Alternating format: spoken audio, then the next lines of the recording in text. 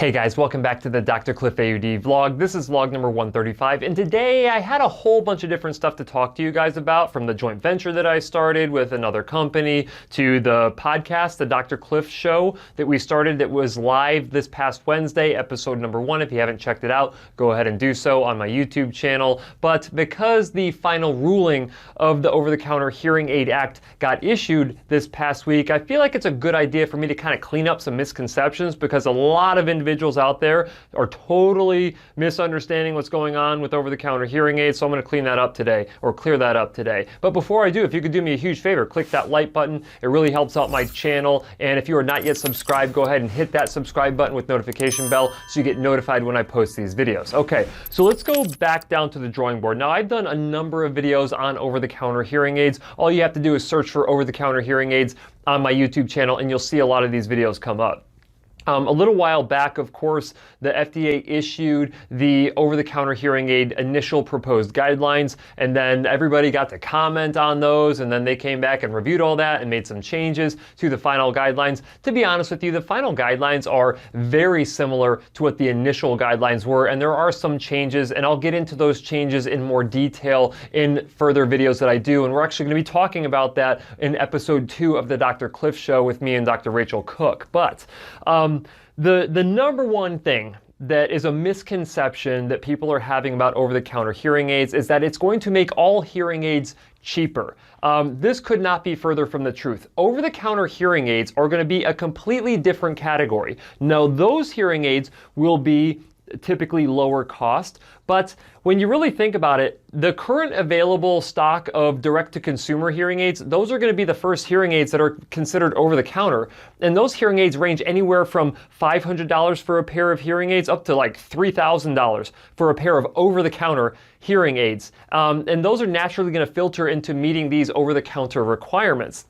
The requirements are not that crazy. When you look at a lot of the different products that you can buy out of China and just start reselling here in the United States market, yeah, they'll have to be essentially vetted to some degree that they're actually meeting these guidelines, but a lot of those are going to meet the guidelines. And, you know, the thing is here is that, so there's going to be other devices that come out and hit the market that are going to be from some of the major manufacturers, and these are probably going to be some of the better devices out on the market. But even those are not going to be dragging down the cost of prescriptive level hearing aids. The same companies are going to be making the over-the-counter hearing aids as they are the prescriptive level hearing aids. And they're not going to want to undercut themselves in this equation. They're still going to want to sell those devices for a really nice markup to make a good profit that leads them into creating better technology. So it is a good situation, but I don't think that people are actually going to see like, oh my gosh, now I can get any hearing aid for substantially less than what I could get it before. That is not going to be the case. You could even make the argument that prescriptive level hearing aids will go up in price for a couple of different reasons. Number one, if a lot of people leave their hearing care professional to go get over-the-counter hearing aids, the only way for that hearing care professional or that clinic to stay in business is for them to charge more to the patients that still have to come to them. So severe to profound levels of hearing loss, individuals who have difficult fits, individuals who have no idea what they're doing of self-fitting with hearing aids or any of that matter. So that's one reason. The second reason that pricing could either stay the same or go up is because if a lot of individuals start trying over-the-counter hearing aids, they're like, wow, this is great, but I feel like I still want some more, like I want more benefit than what I'm getting with just these lower cost devices in this OTC category, they're going to start filtering into audiology clinics to actually get fit with prescriptive level hearing aids, which is going to increase demand for prescriptive level hearing aids. And anytime that you increase demand, typically pricing will go up inside of the service sector, because you've got all these people and you're like, well, shoot, if I've got a ton of people to serve, I'm going to increase prices to kind of slow down the amount of people who come into me. Now, I know that that sounds crazy, but that is kind of how my clinic works. There are a lot of direct-to-consumer hearing aid companies out there right now, and a lot of those companies are my best referrers inside of my clinic. What I mean by that is people, they go and they try these direct-to-consumer hearing aids. They're like, yeah, they're okay, but I feel like I need something more, and they come in to see us. My prices don't go down because a lot of direct-to-consumer hearing aids have been hitting the market, and there's a lot of them out there right now. So to think that anything is going to change from a price perspective, from a prescriptive level hearing aid standpoint, is just not realistic. Now, I do think overall that over-the-counter hearing aids are good. In fact, I've been really big favor of over-the-counter hearing aids because what is ultimately going to happen is likely what happened in the eyeglass industry. When reader glasses, like over-the-counter readers, started making it to shelves inside of your grocery stores and inside of your gas stations, things like that. The optometry industry actually increased their amount of sales of prescriptive level glasses, just like I was alluding to earlier with over-the-counter hearing aids, is that once individuals kind of got a taste for like, oh, like I didn't realize that this could provide me with additional benefit. You know what? I kind of want more benefit than this, or I didn't realize I had such a bad vision loss. I should actually go get this checked out from my optometrist. They go into an optometrist and actually dispense them prescriptive level eyeglasses. And it was a major boon for the eyeglass industry. And the truth is that the eyeglass industry fought against, like, they did not want readers to be over the counter. And I can understand why. So, when you start to look at it from the perspective of a hearing care professional, an audiologist, the concern that we have is that individuals are going to go buy over-the-counter hearing aids and they're not going to get their hearing tested. There's going to be certain medical conditions that will go undetected. And I know that there are critics out there that say, yeah, but the percentage of that is really low. Well, basically what the government is doing here by not requiring hearing tests is that they're like, you know what, we're okay with some people going undiagnosed with a serious medical condition involving their ears because the vast majority of individuals would likely benefit from it. So, I get it. I mean, you want to benefit the vast majority, and then there's going to be certain individuals who just kind of get screwed over because they figure that, well, I can go get OTC hearing aids, I don't need a hearing test. A serious medical condition like an acoustic neuroma, a tumor growing on your auditory nerve ends up being there, and you never even know it until it's too late, right? Now, you also have this other aspect of people trying hearing aids and not liking them, trying over-the-counter hearing aids and be like, you know what, this isn't really doing me any good. And what do? Instead of going to see a hearing care professional, they're just going to say, oh, see, hearing aids didn't work for me, and they're going to stop there. And that couldn't be further from the truth, right? I mean, we know that a lot of individuals, in fact, 90 to 95% of individuals who have hearing difficulty actually would have hearing aids as being the best treatment option for them. But if you end up going and getting an over-the-counter device, and there's going to be a whole variety of different ones out there, some are going to be good, some are going to be horrible, even though they do meet the specs, the specifications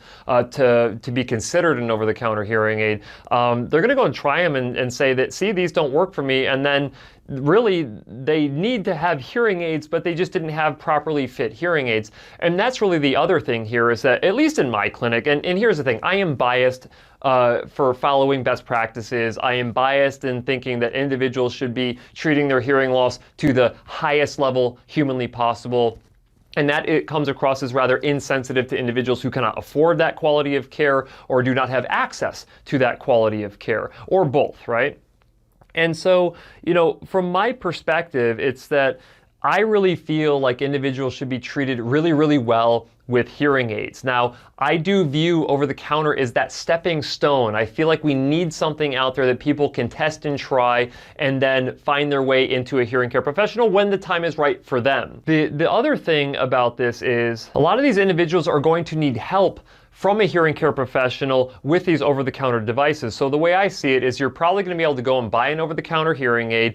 If you have limited success or you need help with it, or there's repairs and maintenance that need to occur, you can take those devices into a hearing care professional. They could potentially charge you a fee to assist you with those devices. What they'll be able to do, who knows? But I don't know. I mean, there's a lot of unanswered questions with how this whole model is actually going to work. But I intend on getting into this model as well. One of the things that I was looking for in this final guideline is that I want to be able to dispense devices online, over-the-counter hearing aids online, because not only do I want to only dispense high quality over-the-counter hearing aids, I don't want to lose my license for doing so because I'm not requiring a hearing test, but I also want to have that communication with the individual who is actually purchasing them and using them so I can make sure that things are going well. And if they're not going well, I can get them pointed to the right direction of someone who can actually help them, or to a different device that actually might be better for them than the one that they purchased and thought was right for them.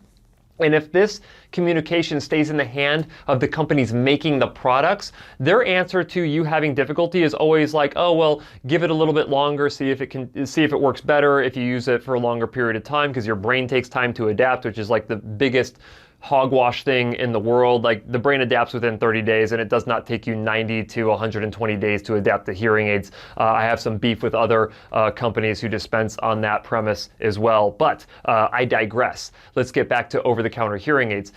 The other option for these direct-to-consumer over-the-counter hearing aid companies is that they're going to say, oh, if that one doesn't work, just wait for our next product to come out, because that one will definitely work for you. And it's just going to be this whole, like, them spinning their wheels to try to get you to continue to buy their products and stay in their ecosystem. But I want to assist individuals who want over-the-counter hearing aids, and I want to continue providing them with information about what they can do to optimize their performance with their own OTC devices, or to go into a hearing care professional if they need help, or to graduate to a prescriptive level device. But you know, this Over-the-Counter Hearing Aid Act, I am super, super, super happy that it has finally come out, because now we can stop speculating on what it's ultimately going to be. And approximately 60 days from now, or 60 days from mid last week, it's actually going to come into fruition, and it will become finalized.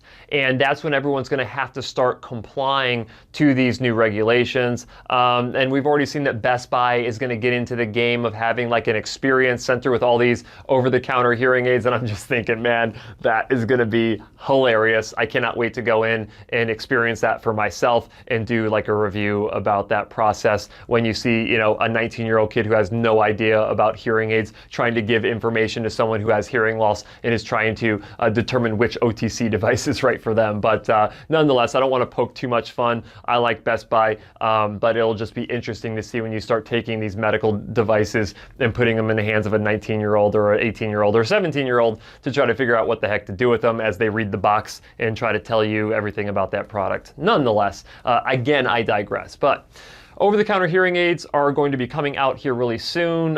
It'll be interesting to see who the first technical, like, labeled OTC hearing aid is, because as of right now, I'm not sure that there's one out there. I'm reviewing a couple of different products that I think that might be like the official OTC hearing aid of Dr. Cliff. So stay tuned for that. I'm actually testing a different product this weekend that I've never tested before, and it seems really, really promising. A product that's actually made here in the United States, which is positive, because a lot of this stuff that you see out there right now is made overseas, and it's just like super low quality. But nonetheless, that is really all I wanted to talk about today. I know that I just rambled like crazy, but it is what it is. Hopefully you enjoyed it. If you did, make sure that you hit that like button, and as always, I'll see you next week.